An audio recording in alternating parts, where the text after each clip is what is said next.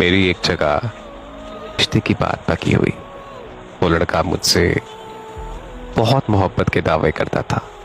उसने अपने घर भी बता रखा था कि हम तुम्हारे घर तुम्हारा रिश्ता लेने के लिए आएंगे। मैं जब भी उसे ये बात करती तो वो ये मेरी बात टाल देता। लेकिन कुछ अरसे से वो लोग हमारे घर नहीं आए। वो लड़का मुझे कहता था कि हमें कुछ मजबूरियां हैं, लेकिन मैं तुमसे वादा करता हूं कि हम बहुत जल्द तुम्हारे घर आएंगे। काफी अरसे तक ये सब चलता रहा और मैं उसकी बातों में आती रही। फिर एक दिन उसने मुझसे मिलने की जिद की। मुझे वो अपनी बातों में ऐसे वर्गलाता था कि मुझे पता ही नहीं चलता था।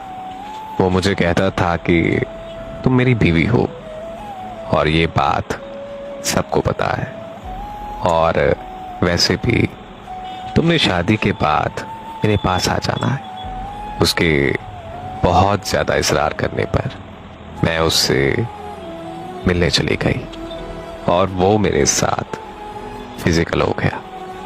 जब मैं उससे मिलकर आई तो मुझे समझ नहीं आ रहा था कि मैं ये कौन सा गुनाह कर बैठी।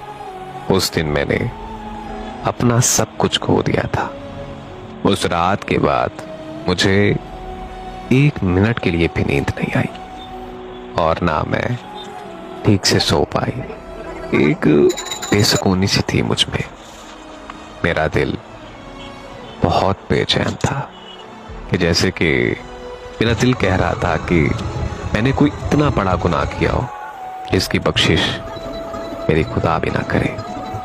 कभी कभी मेरा दिल करता था कि मैं अपनी जान दे दूं, मैं खुदकुशी कर लूं। मैं उस लड़के को बार बार फोन करती हूँ। मैंने उस लड़के को कोई अनगिनत मैसेजेस किए हैं, लेकिन उसने मेरे एक मैसेज का भी रिप्लाई नहीं किया और ना ही वो लड़का मेरी कॉल सुनता है।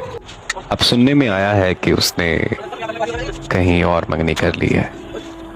यकीन जाने कि मैं अब कहीं की भी नहीं रही।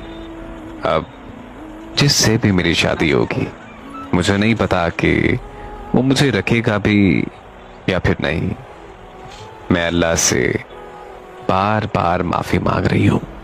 प्लीज मुझे बताएं कि मुझे क्या करना चाहिए।